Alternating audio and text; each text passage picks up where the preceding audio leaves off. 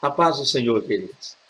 Nós estamos aqui para gravar a lição de número 3 da revista da editora Central Gospel, Lições da Palavra de Deus. E o título dessa lição é As Representações do Espírito Santo. E o texto bíblico básico desta lição, gente, está no Evangelho segundo escreveu João, capítulo 7, nos versos 31 ao 39, ok? O textuário dessa lição está lá no livro do Salmo 46, verso de número 4, ok? Salmo 46, verso 4, diz assim: Há um rio cujas correntes alegram a cidade de Deus, o santuário das moradas do Altíssimo. Vamos para o comentário, então, da lição. A palavra introdutória nos diz: Deus é tão imenso que o nosso vocabulário não é capaz de explicá-lo com precisão. Então, para compreendermos melhor quem Ele é, temos que recorrer a artifícios que possam nos ajudar a entender um pouco da grandeza de Deus. Por isso, constantemente observamos os escritores da Bíblia usando linguagem figurada para descrever seus momentos de relacionamento com o divino. Meus amados e queridos irmãos, para começarmos essa aula, é bom que a gente entenda uma coisa, como fora dito aqui pelo comentarista, né? E é interessante entendermos que a nossa forma de linguagem, o nosso dialeto, a nossa compreensão humana, ela é muito limitada, né, ante a glória, o esplendor, né, a compreensão, a visão de Deus, né? O próprio Deus diz isso lá em Isaías, que os pensamentos deles são maiores do que os nossos pensamentos. Então é bom que a gente entenda uma coisa.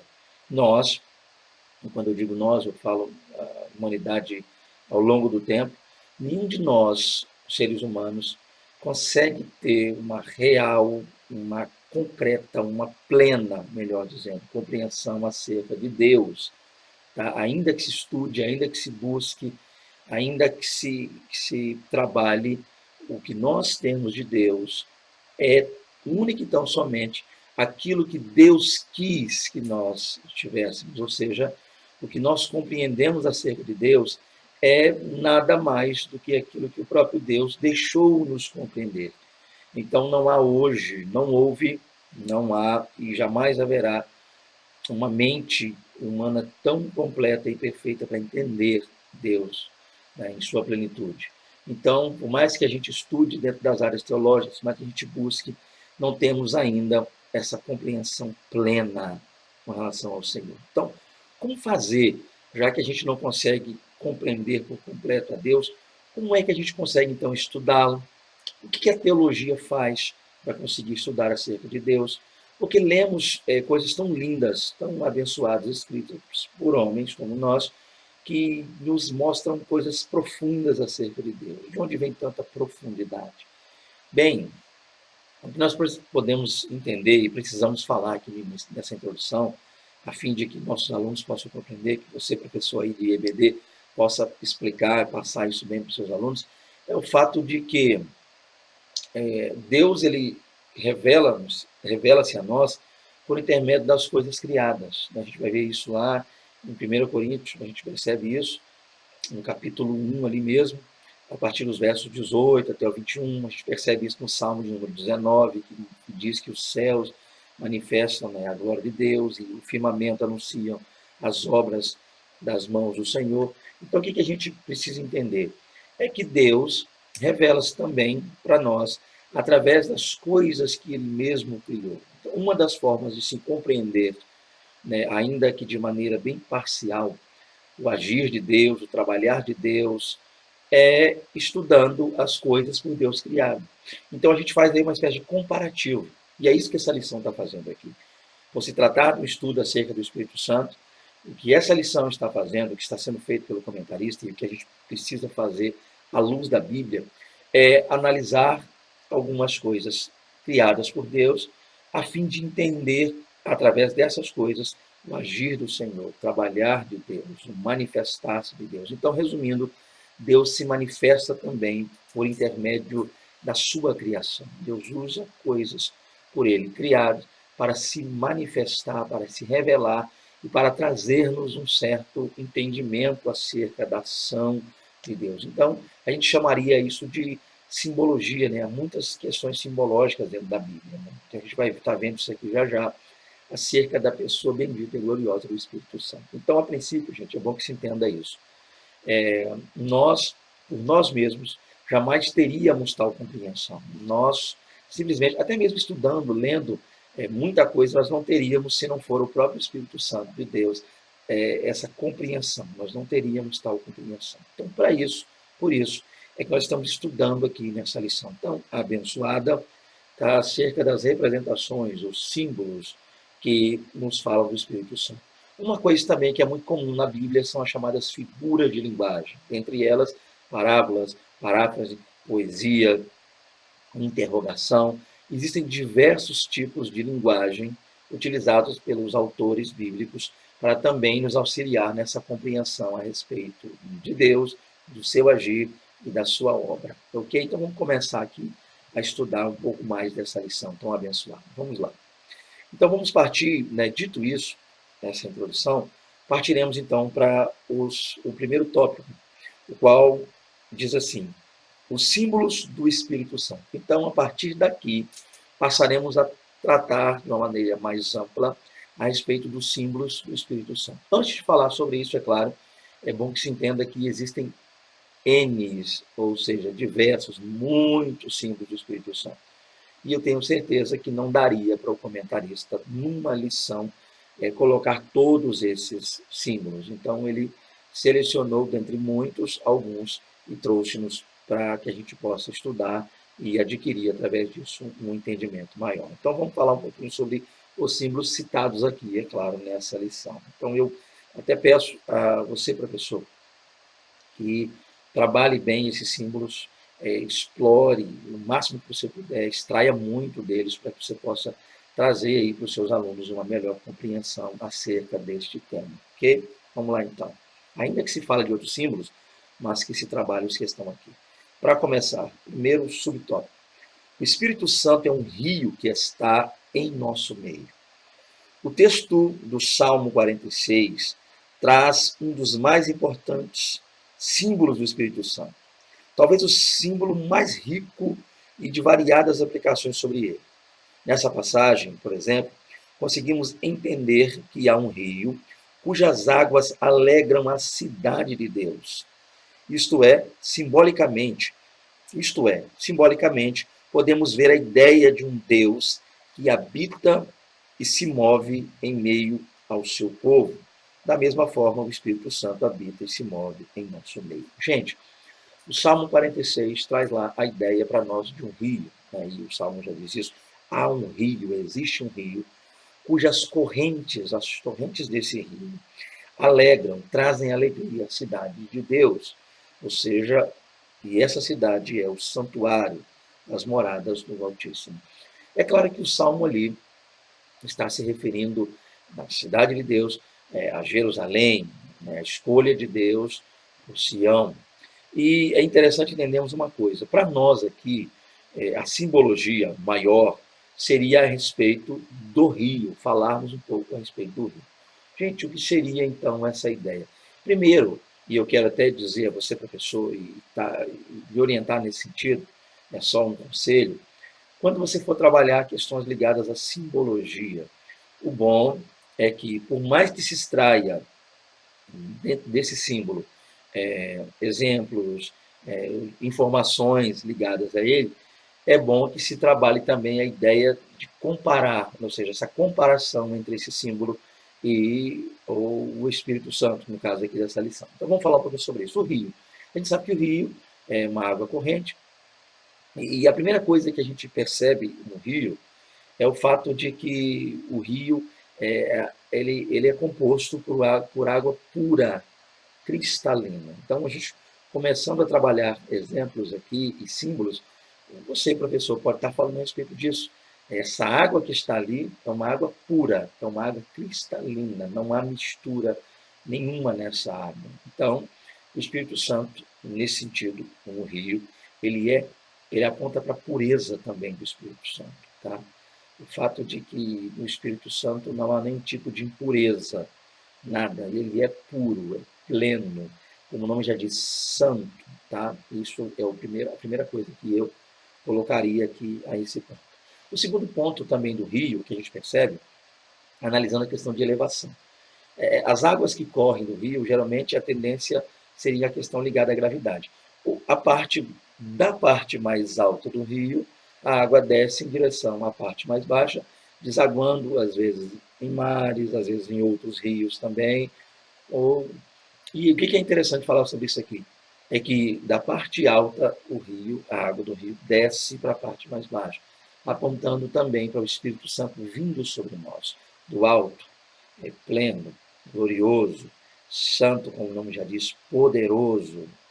E esse rio, o Espírito Santo vindo, descendo, desaguando em nós, tá? E desse desaguar, nos lavando, nos purificando, nos remindo, nos restaurando. Então, o Espírito Santo também, como a gente viu aqui, um ótimo exemplo, um ótimo símbolo, né? Um bom símbolo a se trabalhar a princípio, como essa aula se faz, é trabalhando a ideia do Espírito Santo como um rio cristalino, puro, águas que fluem, que correm e ao nosso encontro, desaguando em nós e desse desaguar mudando completamente a nossa vida. Vamos passar aqui para o outro ponto, então. O outro ponto que a gente pode perceber seria o segundo subtópico aqui, que diz: o Espírito Santo é a água que sacia a nossa sede. Vamos falar sobre isso. A água. Como símbolo do Espírito Santo, a água como símbolo do Espírito Santo constitui um importante ponto de referência para os estudiosos da Bíblia, considerando que alguns aspectos fundamentais do líquido ilustram grandes verdades sobre o Espírito Santo. Por exemplo, a água é indispensável à sobrevivência humana. Então vamos lá. Outro símbolo citado aqui, tido pelo comentarista do Espírito Santo, seria a água.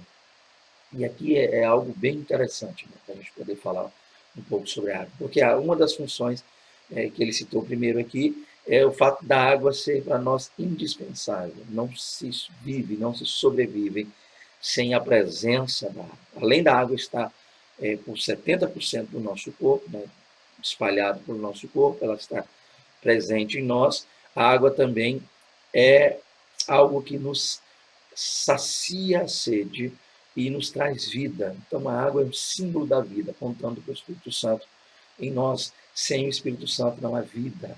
Então, a vida que nós precisamos vem, ela emana da pessoa gloriosa e bendita do Espírito Santo. Então, a presença do Espírito Santo é indispensável. Tá? Não se vive hoje, não se tem uma vida plenamente abençoada sem a gloriosa, presença do Espírito Santo de Deus. Então, vamos lá. A água é indispensável à sobrevivência humana, assim como o Espírito Santo também é indispensável à nossa sobrevivência. Trabalhe isso aí, professor, a princípio, né? Foque isso. Fale sobre essa necessidade que temos da água. Continuando aqui. Durante a conversa com a mulher samaritana, o Salvador lhe disse: qualquer que beber desta água tornará a ter sede, mas aquele que beber da água que eu lhe der nunca terá sede, porque a água que eu lhe der se fará nele uma fonte de água a jorrar para a vida eterna. Essa água que jorra para a vida eterna é o Espírito Santo. Ele é o único realmente capaz de saciar a profunda sede que temos de Deus. Então, você conhece bem o contexto na qual isso aqui foi descrito. João, capítulo 4, né? O Evangelho, segundo escreveu João, capítulo 4, onde nos mostra que Jesus foi até Samaria, passando ali junto a um poço de Jacó, a herdade que havia em Sicar. Houve ali um encontro com a mulher samaritana, Jesus já estava ali aguardando. Essa mulher vem tirar água, Jesus, há um diálogo entre ambos, Jesus conversa com ela, e dentro dessa conversa, Jesus agora ele vai pedir água a essa mulher. E por haver uma espécie de guerra, separação, briga, hiresia entre os deuses samaritanos, para entender isso, leia 2 Reis, capítulo 17, lá você vai ter exatidão. Leia também textos como Neemias, né, o livro de Neemias narra também. Ou seja, havia problemas, tá, entre Samaria e Judá, ou seja, Jerusalém, ou seja, então a gente precisa entender esse ponto, essa questão histórica para poder aplicar aqui. Mas a ideia básica aqui é falar sobre a água que Jesus havia dito. Então Jesus disse para ela que queria daquela água que ela estava tirando, ela nega tal água e ele fala, olha, se tu soubesse, se tu conheceras o dom de Deus e soubesse quem te pede dar de beber, tu lhe pediria e ele lhe daria água viva. Então Jesus está falando agora de uma água viva. E esta água viva não é outro senão o Espírito Santo de Deus, tá? Que vem para matar a sede. Que sede é essa? A sede de Deus, sede de felicidade, sede de uma vida melhor, sede de pureza. Desde que o pecado adentrara ao mundo e, por conseguinte, ali, desde que o pecado passou a agir na raça humana, o ser humano tem uma sede de Deus, uma busca, um retorno, de retornar aos caminhos de Deus. E o Espírito Santo é essa água, é Ele quem lava, é Ele quem purifica, é Ele quem restaura, é Ele quem renova, é Ele quem aviva. Além disso, o Espírito Santo também, né, vem para apontar e trazer-nos a ideia de que Cristo aqui também falando dele, da palavra dele, lavando e redimindo e purificando. Ok? Então, a água que jorra para a vida eterna é o Espírito Santo. Trabalha isso aí, o Espírito Santo como água. A água ela tem muitas propriedades, né? Ou seja, além da função, das funções, ela também tem propriedades. E na função a gente viu aqui que é nutrir, que é matar a sede, que é trabalhar em nosso organismo de maneira a manter-nos vivos, fortes, tá? E também a água, ela é uma espécie de diluente, ela dilui as coisas. Então, ou seja, você pode trabalhar aí, professor, a função, as funções da água e as propriedades dela também, dentro desse tema aqui. A princípio, basicamente, seria isso. Vamos falar mais aqui, vamos ganhar tempo, para que não seja um vídeo muito longo. Vamos passar para o terceiro subtópico. O Espírito Santo é a chuva que prepara a nossa vida. Vamos lá. No Antigo Testamento, podemos citar o profeta Joel como exemplo de quem usou essa simbologia para falar da conexão entre o futuro, conexão entre as chuvas e as promessas de Deus. Em seguida, o profeta cita o futuro derramamento do Espírito Santo, que ocorreu no Pentecostes. No Novo Testamento, Tiago compara a espera pela chuva temporânea e serôdia à espera pela segunda vinda de Jesus. Ele proclama que os cristãos devem aguardar pacientemente a vinda do Senhor, assim como o agricultor aguarda com paciência que seus campos recebam as chuvas. Então, outro exemplo, tá? Eu estou lendo aqui, por ser uma lição pequena, eu acredito que eu consiga ler a lição e comentar juntamente a ela. Então, voltando aqui. Outro exemplo, ou outro símbolo muito claro aqui do Espírito Santo na Bíblia seria a chuva. E a Bíblia, ela mostra-nos por diversas vezes a chuva como uma expressão apontando e ligado, como Joel aqui o faz, como as promessas de Deus. A gente sabe que o povo do Antigo Testamento vivia, é claro, da agricultura. Aquele povo daquele período bíblico vivia da agricultura. E, por conseguinte, por viver da agricultura, esperava-se, é claro, que a chuva chegando, tudo que se plantava poderia ser colhido e, assim, melhoraria a sobrevivência dessas pessoas. Então, a chuva era algo aguardado, esperado. E, biblicamente, a gente percebe, naquele tempo, dois tipos de chuva, que a gente vê muito à luz da Bíblia. A chuva temporã e a chuva serôdia. O que seriam basicamente essas chuvas? Chuvas temporã, chuva do outono. Chuva serôdia, chuva da primavera. Chuva temporã, primeira chuva. Chuva serôdia, a última chuva, aquela que vinha depois. Chuva temporã é aquela chuva que vinha para preparar o solo, para que nesse solo houvesse o plantio.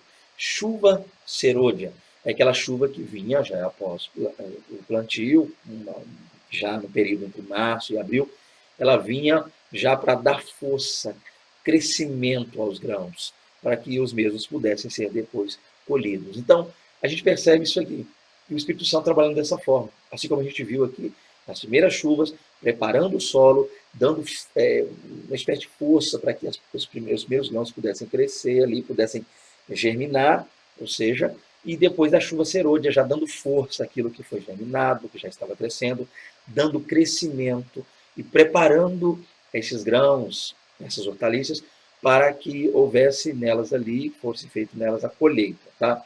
Então, o Espírito Santo também trabalha nesse sentido, ele aponta-nos essa questão da chuva. A gente pode utilizar esse exemplo. Por quê? O Espírito Santo também assim faz.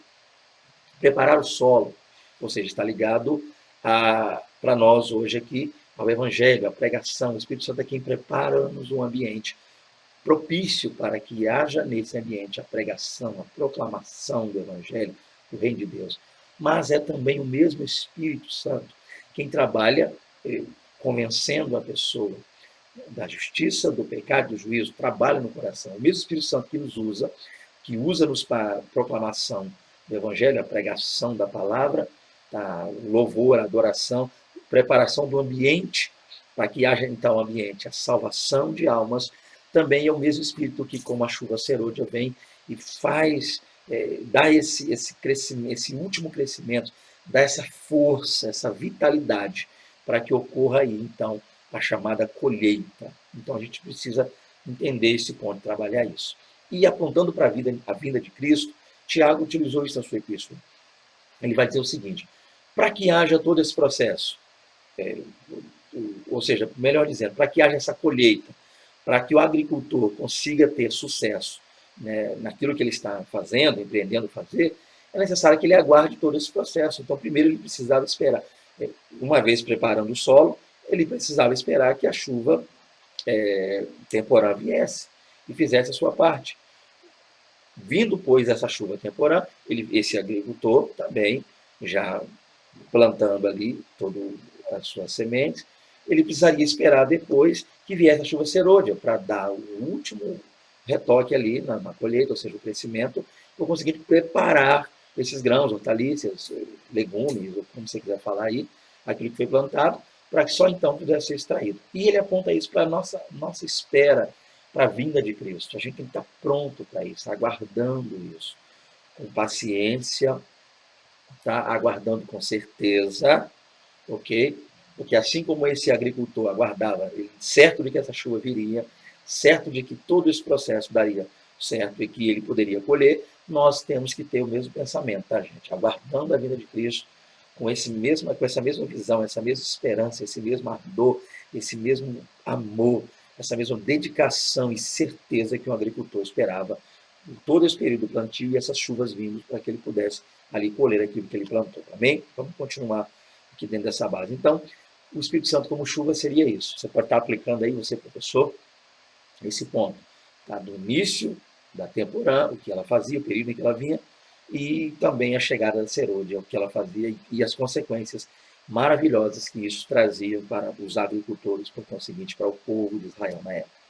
Vamos então para o segundo tópico, gente. Falaremos agora sobre outros, tá? Outros símbolos do Espírito Santo, ok? Vamos lá. Um dentre esses outros símbolos é o fogo. Então, deixa eu ler aqui a revista. O fogo também é um símbolo que representa o Espírito Santo. Ambos possuem propriedades semelhantes. Ou seja, vamos falar um pouquinho dessas propriedades aí, tá, gente? Vamos falar sobre as propriedades do fogo. Amém? Primeira propriedade aqui, aquece. Então, o fogo, ele aquece. E espiritualmente isso é muito importante, porque a gente percebe aí, vê pessoas que estão frias, paradas, pessoas que não têm mais aquele fervor para com a obra de Deus. E o Espírito Santo, ele age dessa forma, ele aquece. Ele aumenta essa temperatura e traz de volta em nós o ardor, o desejo, o amor para com as coisas de Deus e principalmente para com Deus, né? Então o Espírito Santo, ele nos aquece. Tá? E falando em aquecer, perdão aqui, gente, como eu não edito as minhas aulas, é direto, né? Eu não corto e faço montagem, eu estou num calor aqui que só o Pai. Então, se você me vê limpando aqui, peço perdão, calor, só Deus aqui. Vamos lá então. O Espírito Santo, ele nos aquece. Outra coisa que o fogo faz, ele queima. Isso é interessante, tá? O Espírito Santo, ele queima em que sentido? Isso aqui fala o poder dessa ação, de manter, tá? Não só aquecer, que é pegar algo que estava frio e trazer uma temperatura mais alta, isso aí aquecer, mas ele mantém aquecido. Ou seja, e isso fala do queimar aqui.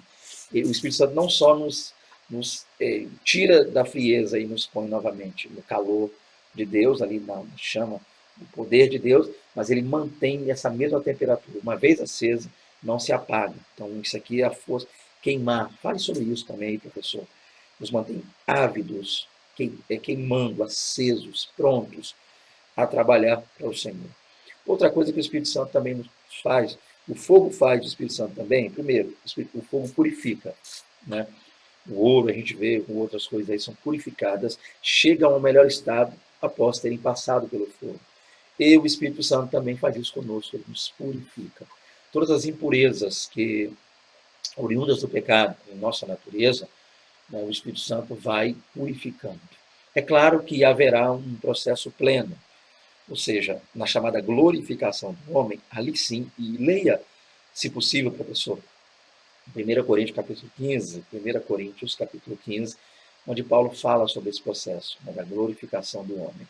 Aí sim, o que é corruptível vai se tornar incorruptível, e o que é mortal, nosso corpo mortal, a matéria, vai deixar de ser mortal e tornar-se imortal. Então, o Espírito Santo faz esse processo, ele nos purifica por completo. Então, desde que entregamos a vida a Cristo, o Espírito Santo passa a agir em nós, tirando as impurezas, limpando-nos, está aí purificando, queimando tudo que é ruim, tudo que não agrada a Deus. E também o fogo ilumina o caminho. Assim como nós temos aí a lâmpada hoje, tínhamos também naquele tempo o fogo em si. O fogo aceso, né, o calor do fogo, a luz que emana do fogo, ela clareia, ilumina o caminho. E o Espírito Santo também assim faz para conosco. E isso a gente vê diversos exemplos na Bíblia, como a candeia, diversos exemplos são citados na Bíblia a respeito desse agir do Espírito Santo. Então o Espírito Santo ele limpa, ele lava, ele restaura, mas aqui como fogo ele purifica, ele clareia, ele nos faz entender, nos mostra qual é realmente o caminho. Ou seja, como diz Isaías, se estivermos andando desviando para a direita ou para a esquerda, ouviremos uma voz dizendo a nós, né? Este é o caminho aqui, ó, andai por ele. Então, o Espírito Santo ele tem essa função de clarear o nosso caminho, fazer-nos andar, né? Então, ele é também, como a palavra de Deus, lâmpada para os nossos pés, luz para o nosso caminho, é o Espírito Santo. Ele simboliza a energia transformadora das poderosas ações do Espírito Santo. Então, o fogo tem essa função como matéria, no mundo, as funções que a gente viu aqui dele, que é aquecer, queimar, purificar, clarear, mas também aponta, e com isso, e aponta para o agir do Espírito Santo. Então, a gente precisa, analisando e compreendendo a respeito do fogo, entender mais sobre o Espírito Santo. Apesar de ser um elemento poderoso, o fogo do Espírito Santo, o fogo do Espírito Santo, pode ser extinto na vida de quem não se abstém de toda aparência do mal. Ou seja, podemos ter nosso vínculo com o Espírito Santo diminuído, se não vigiarmos e orarmos sempre. Então, olha que coisa interessante. Se não houver em nós vigilância, se não houver em nós a oração, se não houver em nós a busca pela palavra, se não houver em nós a obediência a Deus e a tudo quanto Deus nos tem ordenado, o que vai acontecer? Esse fogo, esse ardor, esse queimar, esse acender, esse clarear, essa direção que o Espírito Santo nos dá, como o fogo assim faz, isso pode ser extinto, apagado. Então, lembrando que a gente não, explique isso aos seus alunos, a gente não consegue apagar o Espírito Santo, não, tá? O Espírito Santo continua sendo quem ele é, Deus, todo glorioso, poderoso, fogo abrasador. O que é apagado, e a gente às vezes vai explicar isso, é que esse agir a qual o fogo aponta, às vezes pode ser extinto, apagado de nós. Essa ação do Espírito Santo está agindo em nós de maneira gloriosa, também a nosso favor. Quando a gente não obedece, quando a gente não entende, quando a gente não busca, quando a gente não dá vazão ao agir do Espírito, toda essa ação ela é extinta, ela é apagada. Então a gente tem que estar muito vigilante, tá? Não extingais o Espírito. Tem que estar muito atento com isso aí, gente. Para que a gente não deixe, ou que a gente venha fazer com os nossos erros e pecados, que esse agir do Espírito, esse fogo do Espírito, venha se extinguir e venha se apagar, venha acabar em nossa vida. Mas que nós mantenhamos sempre acesa essa chama. Como é que a gente faz isso? Obedecendo a Deus, orando, jejuando, clamando, obedecendo também, é claro, direcionados por Deus, as nossas lideranças, sendo pessoas de Deus. Quanto mais nós buscarmos a Deus em oração e santidade, o fogo se manterá aceso. Vamos falar sobre outro símbolo aqui. Outro símbolo que nós temos também é o vento. Depois da sua ressurreição, vamos lá, segundo subtópico, né? O vento. Depois da sua ressurreição, Cristo apareceu aos discípulos enquanto eles estavam reunidos. O Salvador revelou-se, mostrou-lhes, mostrou-lhes suas cicatrizes, assoprou sobre eles e disse-lhes: recebei o Espírito Santo. Evangelho segundo João, aí, capítulo 20, verso 22. Neste exemplo, podemos entender que o vento assoprado por Cristo simboliza a sutil obra do Espírito, pois é um mistério invisível, poderoso e penetrante. Não podemos vê-lo, mas o sentimos e sabemos que ele é real. Outro símbolo, também citado, né, pelo comentarista aqui como sendo o símbolo do Espírito Santo, é o vento. Isso é interessante, gente. Por quê? Porque a gente precisa lembrar que o vento nada mais é, gente, do que o ar atmosférico em movimento. Então, para nós, fisicamente, o que é o vento? O vento é o ar atmosférico agora em movimento. O que é interessante falarmos sobre isso? A gente percebe que a Bíblia mostra-nos a ação do vento. Há muitos exemplos aqui que a gente poderia citar.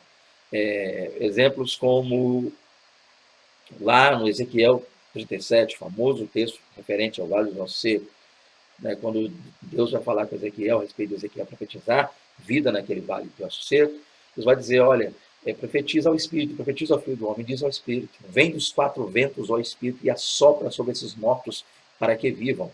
Olha que coisa interessante. Então, o Espírito vindo ali dos quatro ventos, ou seja, os pontos cardeais, norte, sul, leste, oeste, também a Bíblia fala de quatro ventos, né? Daniel fala nisso lá no capítulo 7, Daniel fala desses quatro ventos. Então, o vento vindo de todas as partes. É isso que é interessante. O Espírito Santo agindo em toda parte. Então, não há uma limitação para o vento, como também não há uma limitação para o agir do Espírito. Então, aqueles ossos lá representados, lembrando que uma visão, é claro, não foi literal, mas ainda assim apontava profeticamente para o agir de Deus em Israel. Então, o que acontece ali? Naquela visão, o vento vindo, é claro que não fora visto, mas sentido, mas vindo dos quatro ventos, vindo do norte, sul, leste e oeste, apontando para a ação do Espírito Santo como vento em toda parte, onde ele quer que ele queira agir, queira estar. Outra coisa também, outro exemplo desse, a gente pode perceber lá no texto de João 3, no Evangelho segundo escreveu João capítulo 3, quando Jesus falava com Nicodemos, Jesus também utilizou ali a linguagem e a figura do vento, falou-nos acerca do vento também, no Nicodemos. Outra coisa que a gente pode também utilizar, tá? Então a ideia do vento é essa, ele assopra como quer, onde quer. A gente não consegue ver o vento, mas a gente vê a ação desse vento. Então, apesar de não vermos o Espírito, por ser ele Espírito, nós contemplamos, é visível a nós a ação do Espírito. E às vezes, apesar de a gente não ver essa ação de maneira com nossos olhos, a gente também sente. Então, o vento tem essas duas coisas. Quando o vento balança algo, a gente vê esse algo sendo balançado, tirado do lugar, movido pelo vento. Tá? A gente contempla visivelmente essa ação. Mas, às vezes, a gente não vê o vento balançar nada, mas a gente sente a brisa, sente o vento vindo a nós. Tá? Então, o Espírito como vento, a gente vê a sua ação, ela é direcionada de qualquer lugar onde o Espírito Santo queira fazer, tá? Não há um padrão, o Espírito Santo age em qualquer parte, em todo canto, quatro ventos, norte, sul, leste, oeste, mas também, apesar de às vezes não vermos, a gente sente. Tá? Então, olha outra propriedade interessante do vento que também aponta para o Espírito. E o exemplo dado aqui pelo comentarista, que falou acerca de Cristo, quando ele veio ter ali com os discípulos, ou apóstolos, como você quiser falar, ele veio e soprou sobre eles e disse, né, recebei o Espírito Santo. Olha que coisa linda. Então, o que eles viram? Eles viram o Espírito Santo? Não. Eles viram Cristo, que por sua vez corpo glorificado. Cristo agora sopra.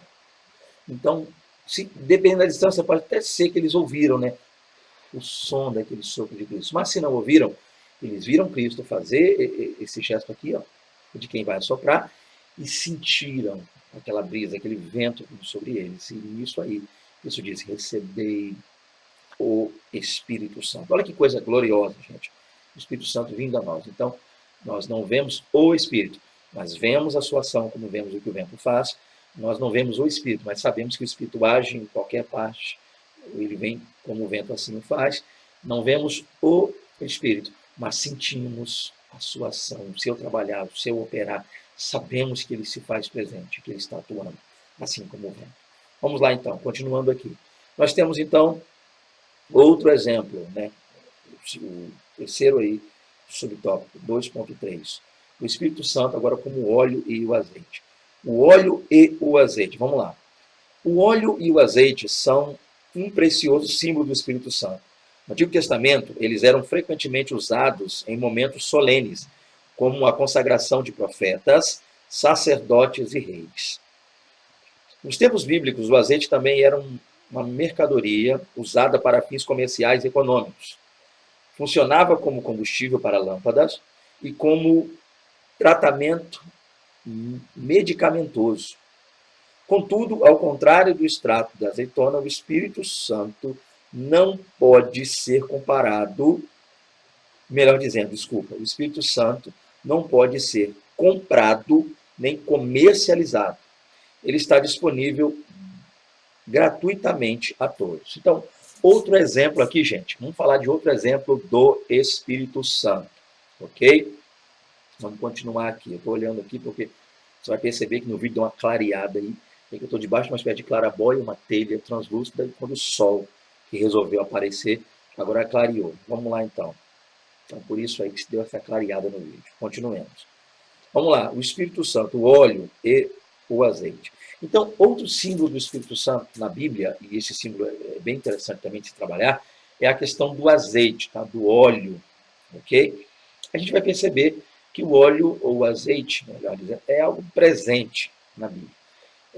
Há menções no Antigo Testamento, a gente percebe no livro do Êxodo, o chamado óleo da santa unção, da consagração. A mistura feita entre esse azeite e alguns outros utensílios ali, que não poderia ser imitada e era usada para ungir e separar coisas para Deus. O utensílio do tabernáculo também foi usada para separar homens, né, para Deus. E dentro dessa classe de homens nós temos o sacerdote, o profeta e o rei, ok?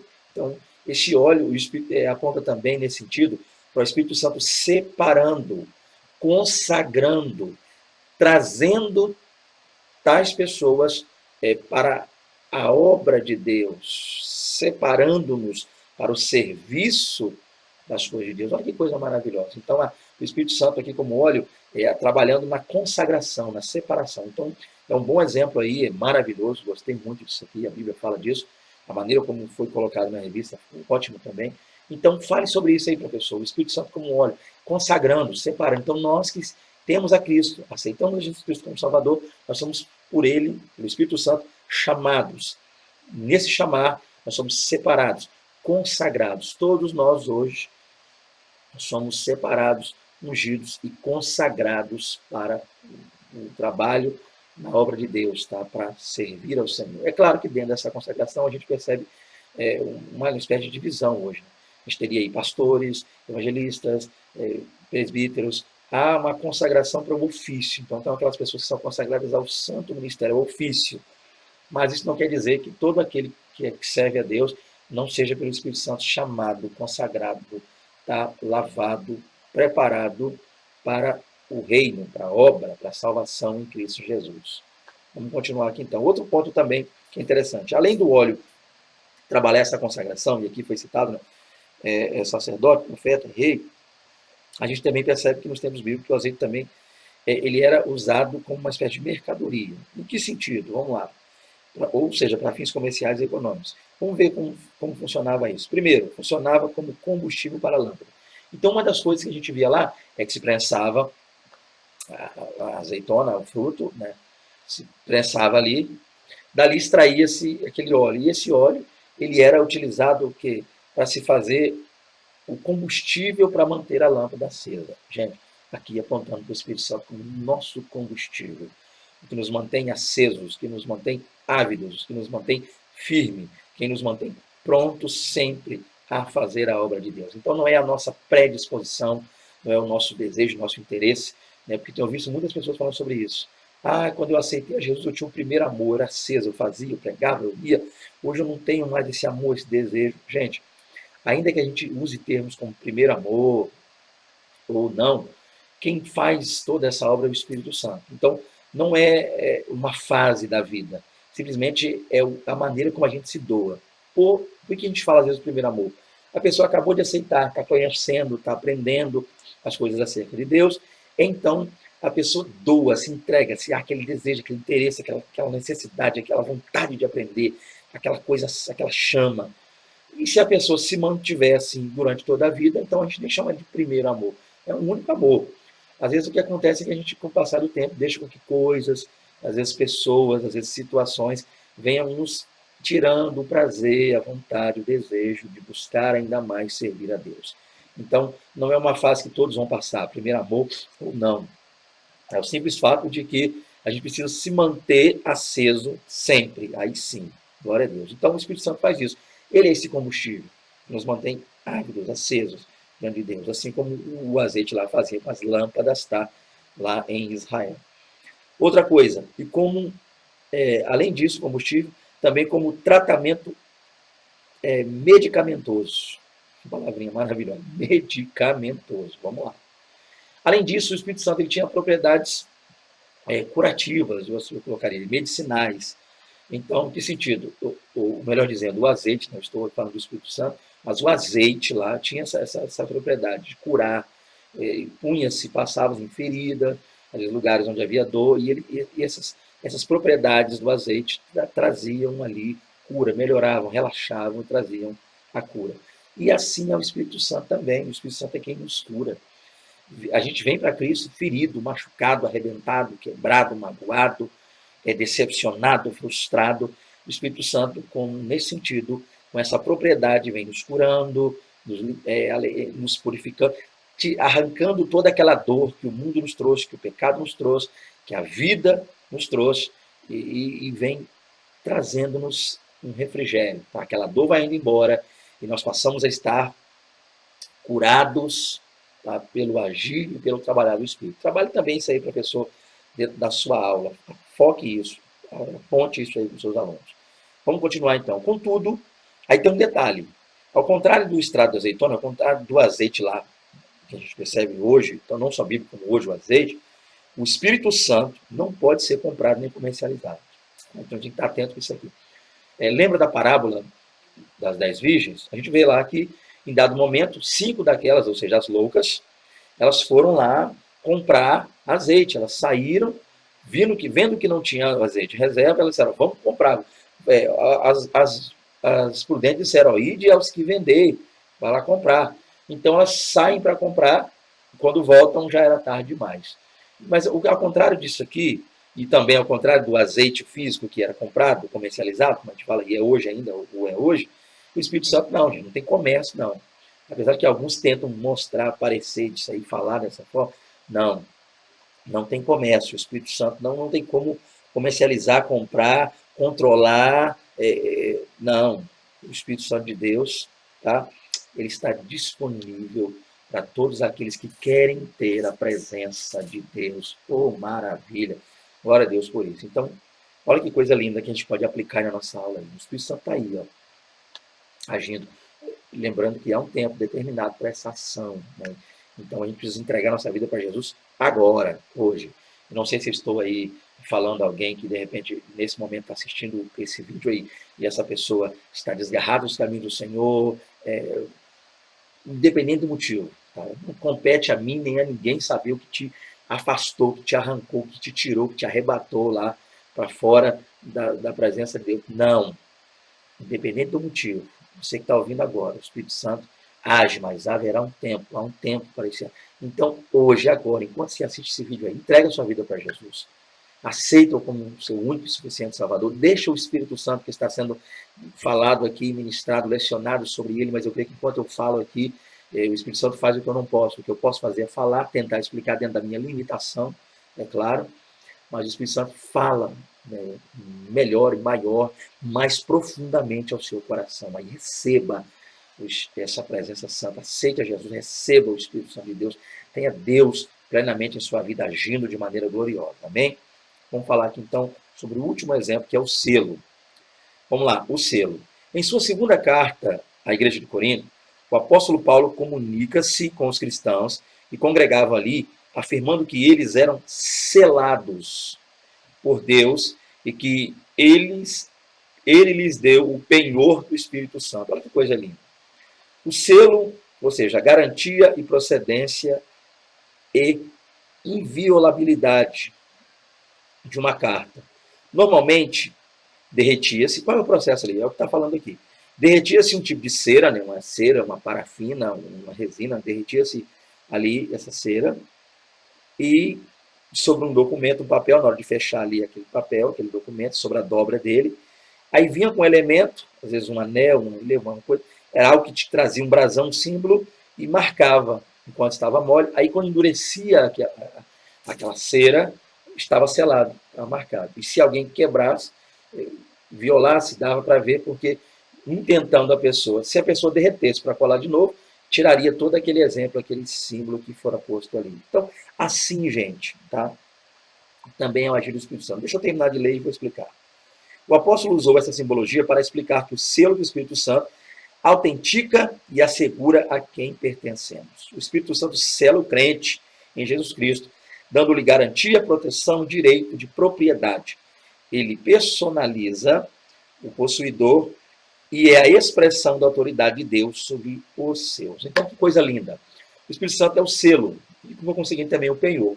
O que o selo fazia? A gente viu aqui. O selo era para autenticar, o selo mostrava quem era realmente ali, tá, que havia escrito, feito, homologado aquele documento. Então, era o selo que dava essa autenticidade. Então, o Espírito Santo é o nosso selo. É ele quem autentica toda essa obra realizada por Deus. É ele quem evidencia-nos essa obra, é ele quem nos mostra, quem nos convence. E é ele quem mostra não só a nós, os servos, os salvos, mas a todo mundo, a quem mais queira ver, também aos anjos, a todos os seres criados, que realmente Deus é glorioso, Criador, Santo, Poderoso, nos salva, nos redime, nos lava e nos mantém em sua presença. Então, a certeza, tá, desse agir aí, ok, em nós, ela é feita pelo Espírito Santo como selo. É a autenticidade, ele é a prova de que tudo isso é real. Glória a Deus por isso. Não é uma mera ficção, não é nada criado por pessoas aqui na Terra, ou fruto da mente de homens lá da Palestina, de séculos, milênios atrás. Não. Toda a obra, toda a criação, toda a glória seja dada a Deus. O Espírito Santo está aqui para selar, para mostrar, para autenticar e para garantir-nos que tudo isso é realmente a glória de Deus, a certeza de Deus para nós. Outro ponto, além de ser o selo que autentica, o Espírito Santo também é o penhor, é a garantia. É ele quem garante que tudo, oh, glória a Deus, isso é real. É ele quem garante-nos as palavras ditas por Cristo, que nos levaria a estar com o Pai. E eu estou doidinho para ir para lá. Glória a Deus, que maravilha, estar no céu, estar com o Pai, estar com o Senhor, tá? Então, que a gente possa trabalhar isso. O Espírito Santo é o selo, e a autenticidade plena da obra. E também o penhor, a garantia, tá? De que isso realmente, de que toda essa obra é real. Deixa eu concluir aqui, glória a Deus, porque eu preciso concluir. Que aula gloriosa, que lição maravilhosa. Mais uma vez, editora Central Gospel, parabéns por esse trabalho maravilhoso. Continuando aqui, conclusão. A rica linguagem bíblica sobre os símbolos do Espírito Santo pode nos dar uma breve dimensão de como Deus paira sobre a sua criação, identificando-se com ela e atuando a fim de que todos sejam alcançados pela mensagem das boas novas de salvação de Cristo. Seja como uma brisa suave de um vento ou como um poderoso fogo consumidor, o Espírito Santo está disponível para se relacionar conosco. Nem sempre sabemos como ele se revelará em nosso relacionamento, mas podemos ter a certeza de que ficaremos bem e seremos tratados com muito amor. Então tá aí, queridos. a lição de número 3, a qual falamos sobre as representações, símbolos. E como eu disse no início da aula, há muitos, né? Outros que poderiam ser ditos, mas eu tenho certeza que não deu para estar colocando aqui, trabalhando aqui, o comentário citando, mas você pode estar buscando, né? Livros de apoio também, da editora Central Gospel, você pode estar adquirindo esses livros aqui. Eu não estou aqui fazendo merchandising, propaganda, que eu não preciso, eu não conheço, inclusive, pessoas da Central Gospel, não conheço pessoalmente o pastor Silas Malafaia, mas eu adquiro esses materiais, eu leio esses livros, eu sou plenamente abençoado por ele. Então, para você, professor, né, de maneira direta, é bom que você faça isso. Eu tenho sido procurado por professores que me pedem, às vezes, auxílio, ajuda. Como é que você faz para poder preparar suas aulas? O que você faz? Primeiramente, gente, orando a Deus, lendo muito a Bíblia, a palavra de Deus, buscando referências, né, outros livros, para que a gente possa ter um melhor entendimento. É claro que vendo quem são tais autores, a visão deles, a mente deles, o que eles querem ensinar, porque nem tudo que tem aquele nome, às vezes a frase, o título do livro é a coisa mais linda, mas o conteúdo, então a gente tem que estar vigilante com isso aí. Então é assim que eu faço, e eu peço que você faça o mesmo, né? Ore, busque, consagre a sua vida ao Senhor, leia muito a Bíblia Sagrada, leia livros de apoio que vão te auxiliar aí, e essa editora tem muitos, tá, e outras editoras também, isso aí vai de quem está preparando aí a aula, e faça isso, e a sua aula vai ser abençoadíssima, tá? Que Deus abençoe vocês, um prazer novamente estar com vocês aí, a paz do Senhor para todos vocês que assistem esse vídeo, que nos acompanham, que às vezes nos procuram. Deixa aí também, peço você, os seus comentários embaixo aí no vídeo, para que a gente possa estar melhorando alguma coisa, ampliando ainda mais. Tá? Estamos aí aprendendo também, não estou aqui só para ensinar, estou aqui para aprender com vocês também. Então você pode aí estar trazendo tudo que você achar que vai ser de bom, proveitoso e ótimo para não só para o canal, não diria canal, mas para o reino de Deus, tá? Que a gente está aqui não para ter canal, granjear inscritos, mas para ajudar, auxiliar professores, alunos no reino de Deus. Então, fiquem com Deus, tá? Deus os abençoe, um grande prazer. A paz do Senhor Jesus a todos.